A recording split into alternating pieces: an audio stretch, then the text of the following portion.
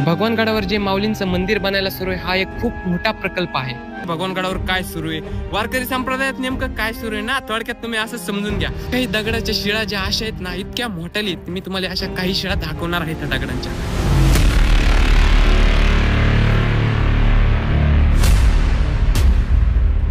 भगवानगडावर जे माऊली मंदिर आहे त्याच्यासाठी किमान आणि कमाल जर बघायला गेलं तर 26 ते 28 कोटी रुपयांचा हा प्रकल्प असून आळंदी, पंढरपूर, देहू, पैठण, भगवानगड असे मोठे मोठे क्षेत्र आहेत ना। आता या दगडामध्ये महाराष्ट्रात तर अजून असं 100 वर्षात एकही बांधकाम झालेलं नाहीये। आता मित्रांनो, सगळ्यात महत्त्वाचा विषय म्हणजे भगवानगडावर होणारे श्री संत ज्ञानेश्वर महाराजांचे माऊली मंदिर।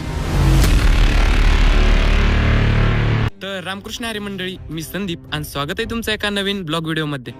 तर मित्रांनो, आजचा व्हिडिओ आहे ना, भगवानगडावर जे माऊलींचं मंदिर होतंय त्या मंदिरा